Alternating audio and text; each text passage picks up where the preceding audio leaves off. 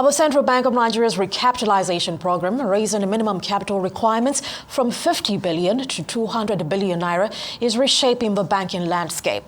Now, according to the Recapitalization Watch report on Fidelity Bank, lenders are exploring mergers, rights issues, and foreign partnerships. Arise business analyst Chika Mbonu, as always, joins me now to discuss this in more detail. Good morning to you, Mr. Chika. How are you today? Abby, how are you today? Very well, thank you. All right, let's get into it. Let's get an update on this recapitalization. What do we need to know? Okay. Abby, my mails and other things have been inundated with our viewers have been asking questions, what's happening? Will my bank make it? I can imagine. And so on and so forth. I thought, therefore, that we should just do this kind of thing that I can call a recapitalization update. But before we get into the other elements, let's just take a step back and understand why this was necessary. Capital happens to be the contribution of the owners of the business, in this time shareholders, to running that business. For the banking industry, capital is very, very, very, very important. It's the buffer that protects the bank from losses. And indeed, a lot of risk taken by the banks is based on the level of capital they have. And so that's why Central Bank has been focusing on that. So why is this cycle of recapitalization necessary? Why is it necessary? The last one happened in 2004. That's when the last one happened.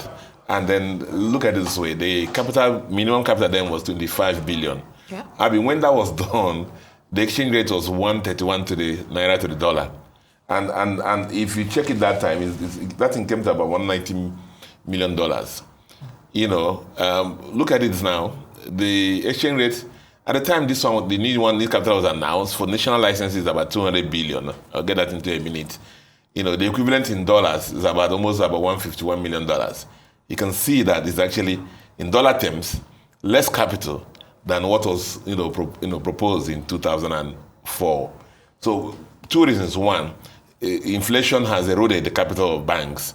Now, the second reason that Central Bank put out there is Central Bank wanted stronger, robust banks that will drive the economy, especially in light of the $1 trillion economy objective of the government. That was one of the major reasons why that happened. So what are the key highlights of that CBN policy that they put out in March 28, 2024? The first thing has to do with all the minimum capital. Unlike in 2004, what Central Bank said this time, that it was only your share capital plus share premium that will qualify. And so what happened was that for commercial banks who want to, they are given to three grades: commercial banks, regional commercial banks, those who have allowed to play two or more regions in the country, national commercial banks that are allowed to play around the whole country, and then international commercial banks that are allowed to play in Nigeria and then outside Nigeria jurisdiction. So for those who are going to do regional banking, the capital was set at 50 billion.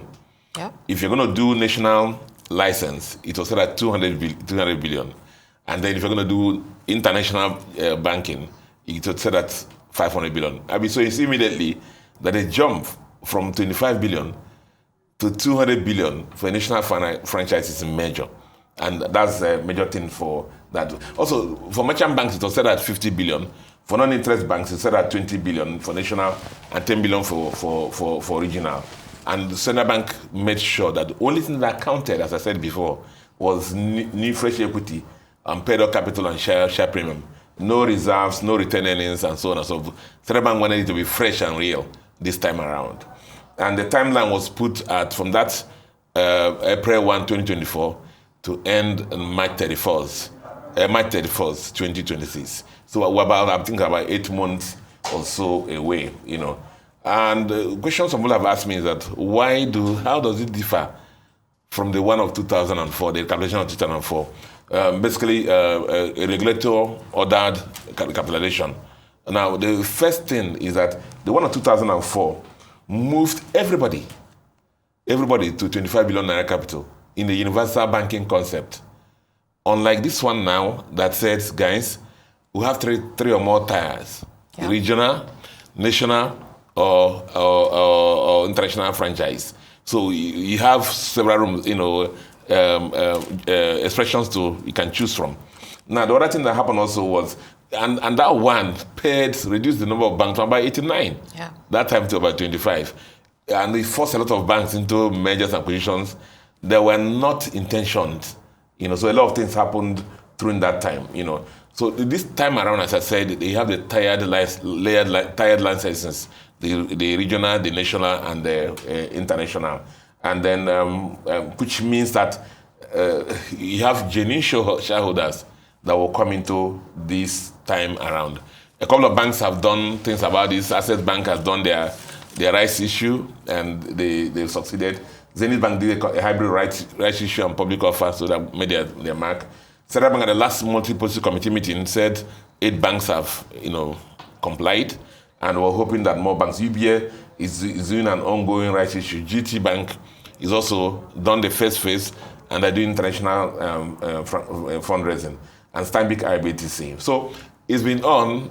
The industry has been very active, and we hope that this will continue. Right, certainly quite a dynamic shift within the Nigerian banking system. But as you highlighted, and as we know already, it's about 8 months leading to March 2026. But that's the deadline, that is. What scenarios or dynamics would you say you have observed that have emerged so far?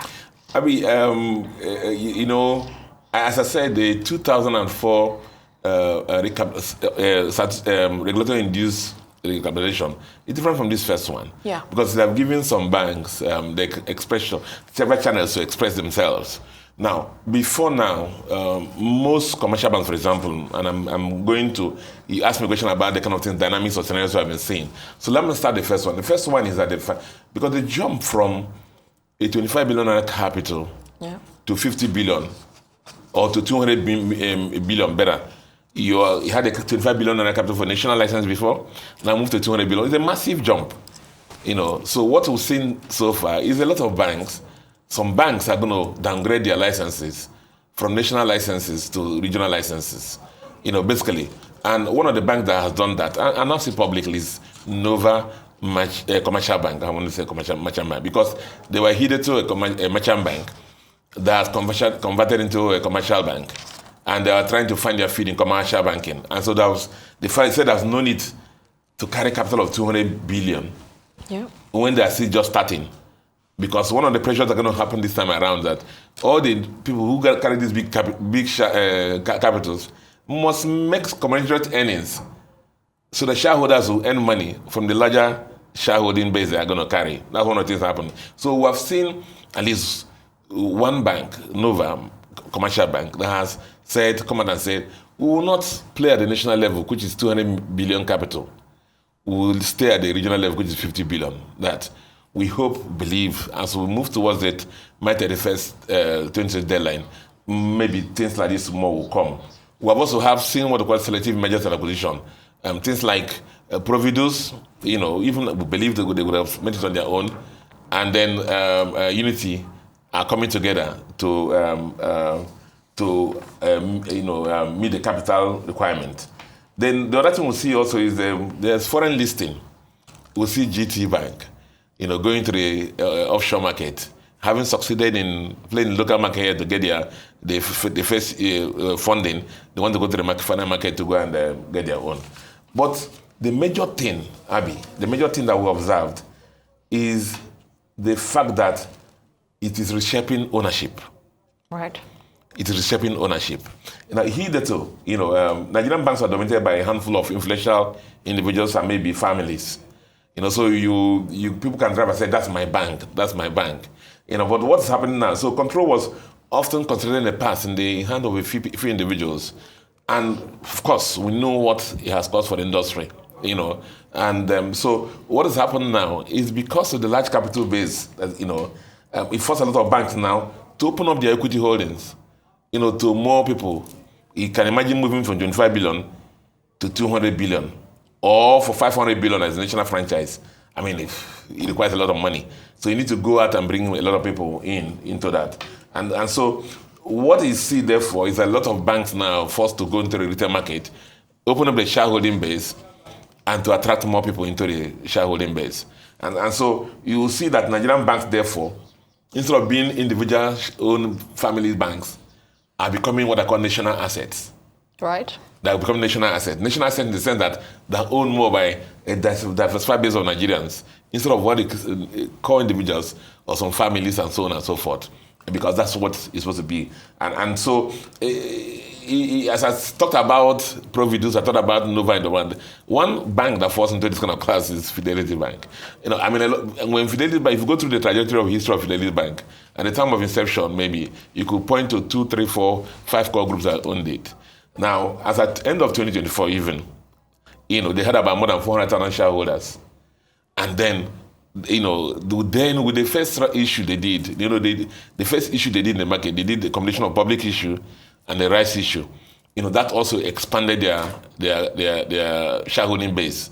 That the next thing that will happen now is that they have about $95 million, 95 billion naira short of this limit, 500 billion limit. And therefore, with that also, the shareholding base is going to expand more. And Fidelity Bank, a lot maybe I thought before that was owned by some people, is now going to be a national asset.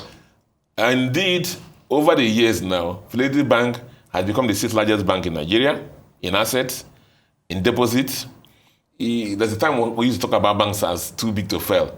It has become one of those banks. That banks classify as systematically important banks in the country is also one of those banks. When you talk about diaspora banking, that was about the leader. Talk about SME banking, the leader. So Fidelity Bank has transformed from maybe the image of before more than 500,000 shareholders, no core shareholder owns more than 5%, into a bank now that is like a national asset. It has remember they acquired Union Bank in London also, so they have international franchise, and they're pushing towards the 500 billion naira capital.